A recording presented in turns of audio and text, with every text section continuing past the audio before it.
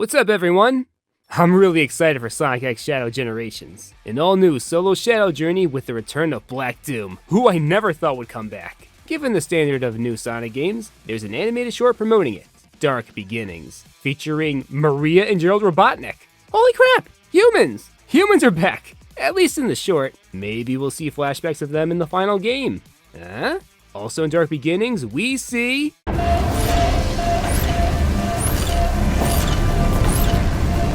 Some of you may be thinking, whoa!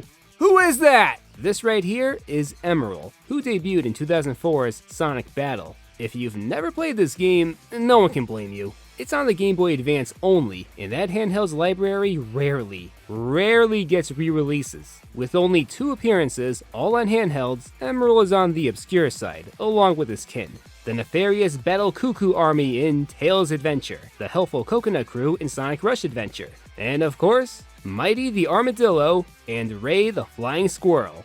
Even before their grand return in Sonic Mania Plus, these 2 were known, but as a joke. Haha, they're on missing posters, and they haven't been seen since 1993.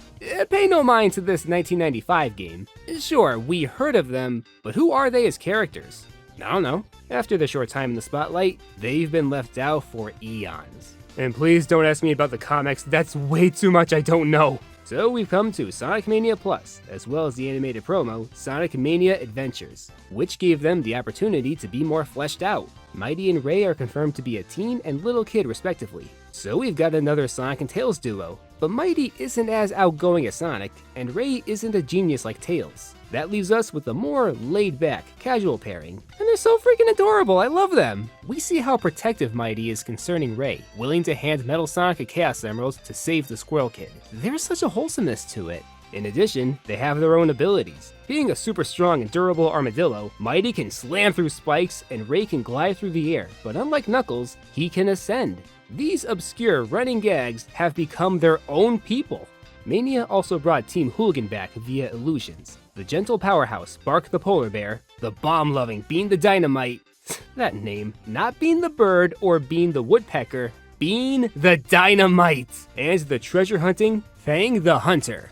Or Fang the Sniper, I don't know. That stylish hat, the cork gun, and his hovercraft, the Marvelous Queen, which you can ride in Sonic Drift 2. He had a full-blown comeback in Sonic Superstars as an antagonist again, and the game went out of its way to give him a giant mech. The best part about these throwbacks is that you didn't have to be there in the very beginning to be a fan. For the first generation Sonic fans, yeah, it was great to see these guys again. For the much younger fans who were born well after the 90s were wrapped up, they got a great first impression of these characters in their best forms. And the younger fans might ask the older ones questions about these lesser-known characters, so us older fans feel giddy talking about them for hours. And not in a pompous, ugh, how can you call yourself a fan and not know everything about X who was in this one game 20 years ago? But in a friendly, worry not, my young friend, for I shall tell you a tale of the one we call Shade.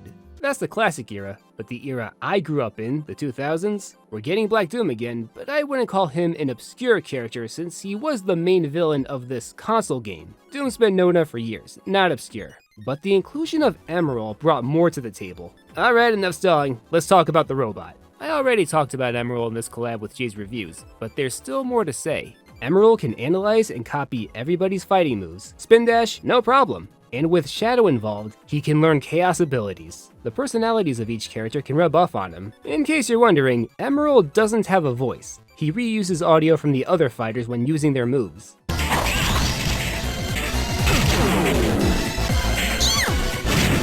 The voice we're supposed to picture in the cutscenes is anyone's guess. Emerl is an empty box that gradually becomes more three-dimensional. Where did this robot come from, though? Well, Emerl is a 4,000-year-old weapon codenamed the Gazoid. Professor Gerald Robotnik, what didn't he discover? Tried to undo his destructive side. Decades later, Eggman found him and tried his damnedest to do the opposite, but it was too depowered and unaware of anything. Wake up, you lousy drunk!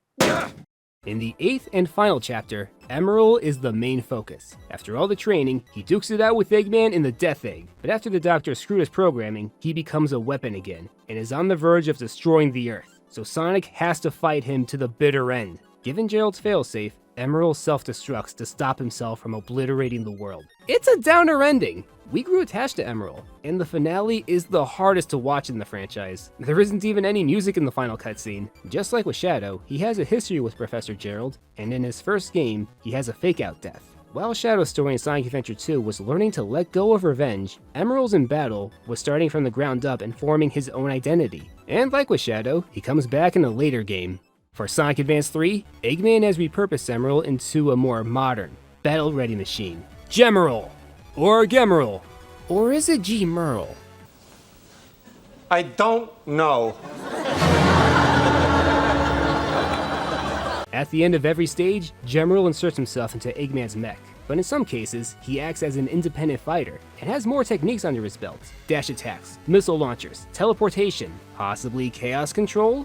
After the penultimate final boss, g-merl steals the Chaos Emeralds from Sonic and transforms into this death mech, then throws Eggman down. He's sick of this subservient Reminiscent of Metal Sonic, he's seemingly Eggman's pawn until he eventually rebels and becomes the big bad. The final battle has Super Sonic and Eggman teaming up against the robot. Contrary to Battle's sad ending, Advance 3's is the most heartwarming. g-merl is repaired by Tails and lives peacefully with Cream and her mother Vanilla. This 4,000-year-old machine who was intended for war got a happy ending. Just ignore that g-merl never comes back for the later games. The invasion of the Black Arms, Solaris, Eggman taking over, not a big deal for him. Yeah, not the same case as Mighty and Ray, there's already a ton of lore here. When you think about it, Emerald's story is a combination of Shadow and Metal Sonic, predestined to be a tool of mass destruction and a lackey of Eggman's, then either saves the world or tries to destroy it. So, I'm definitely interested to see what Dark Beginnings does with Emerl. Since it starts off 50 years in the past, Emerl has no personality here. It's him as a cold machine that only follows his programming.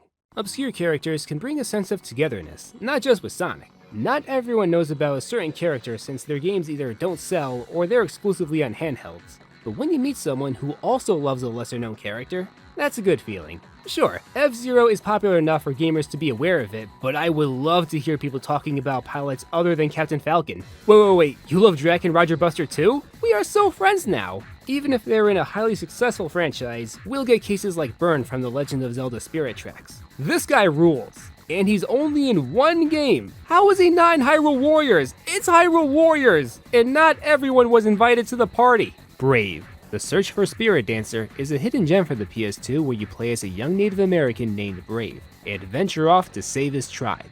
I've seen a few Native American characters in games, but this is one of the rare times when the main protagonist is Native American. And the last game to talk about for this video, The Last Story, a glowing RPG on the Wii that should have an HD remaster. My disc is scratched and I can't play to the end. The lead party is a team of underdogs, and they're all likable. Zale, the paladin who follows his heart.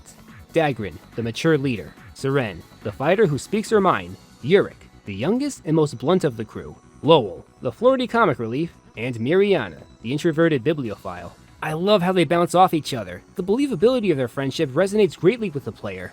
There's a minor antagonist who's one note, but he is pretty funny. The Night Captain. He is so smug, arrogant, and has this signature laugh.